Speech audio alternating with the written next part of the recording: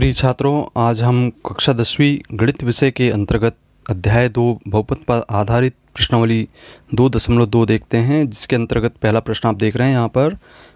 निम्नलिखित द्विघात बहुपदों के शून्यक ज्ञात कीजिए और शून्यकों तथा गुणांकों के बीच संबंध की सत्यता की जांच कीजिए। तो आपके सामने बहुपद ज्ञात है x² ऋण 2x ऋण 8। इस बहुपद में सबसे पहले हम गुणनखंड ज्ञात करेंगे। तो गुणनखंड ज्ञात करने के लिए देखते हैं यहाँ पे पहली और अंतिम संख्या ऋण 8 और 1 का गुणा यदि आपस में हम करते हैं तब इसका मान ऋण 8 के बराबर प्राप्त होता है। तो हम ऐसी कोई दो संख्याएं लेते हैं जिनके की गुणा करने पर ऋण 8 प्राप्त हो और योग करने पर ऋण 2 प्राप्त हो जाए। तो हम ऐसी दो संख्याओं पर विचार करें।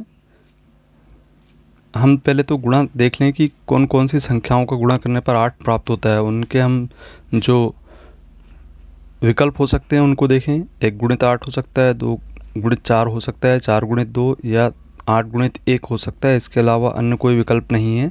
तो इसमें से अब हम देखते हैं कि जोड़ने घटाने पर हमें 2 कहाँ कहाँ प्राप्त हो सकता है। तो उसमें से एक जोड़ी चयनित करना है।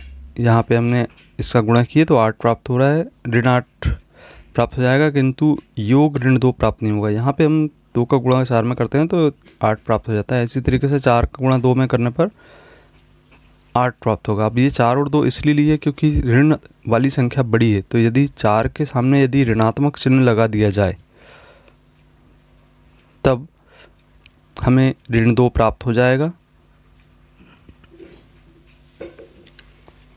तो ऋण 4x धन 2x लिखा जा सकता है, जिससे ऋण 2x हमें प्राप्त हो जाता है। अब इसको आइए लिखते हैं हम x² ऋण 4x धन 2x ऋण 8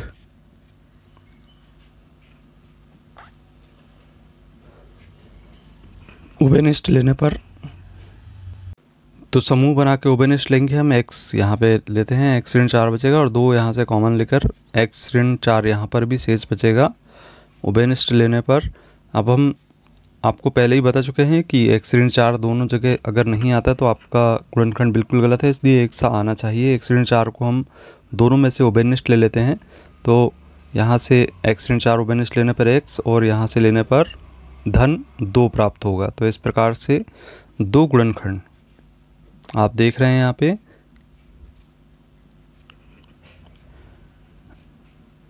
x ऋण 4 हमें प्राप्त हुआ है और x धन 2 प्राप्त हुआ है। अब हम इसके शून्यक ज्ञात करेंगे। इसके लिए हमें जो गुणनखंड प्राप्त हुए हैं उसको शून्य के बराबर रखना होगा।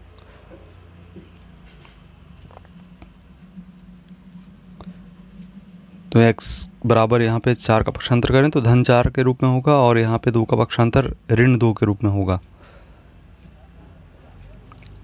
इसको हम क्रम से अल्फा और बीटा दो शून्यक दे दें। तब उत्तर की जांच करने के लिए यहाँ पर हम शून्यकों का योग देखते हैं। अल्फा धन बीटा के बराबर होता है। तो मान रखने पर 4 और कोष्टक में ऋण 2 सरल करेंगे, 2 प्राप्त हो जाएगा। इसको हम इस प्रकार से लिख सकते हैं।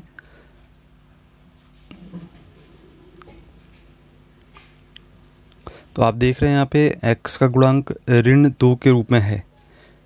तो ऊपर x का गुणांक ऋण 2 हम देख रहे हैं और यहाँ पे x² का गुणांक 1 है। तो इस जो हमने लिखा है इसको इस रूप में हम लिख सकते हैं कि ऋण 2 कोष्टक में लिखकर ऋण 2 लिखना पड़ेगा। तो ये धन 2 प्राप्त हो जाएगा और बटे 1 तो ऊपर ऋण और लिखकर x का गुणांक लिखा जाएगा और नीचे x² का गुणांक।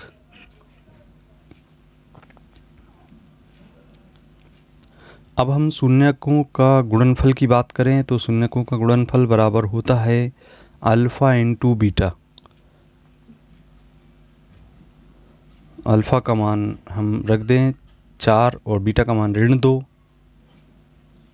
ऋण 8 प्राप्त होगा। इसको हम सरल कर लें तो ऋण 8/1 हमें जो प्रश्न ज्ञात है उसके आधार पर हम देखते हैं ऋण 8 हमारे पास अचर पद के रूप में आ रहा है, तो उसे हम अचर पद लिख देंगे और बटे एक एक्स स्क्वायर का गुणांक होगा। इस प्रकार से हम शून्यकों का गुणनफल ज्ञात कर लेते हैं।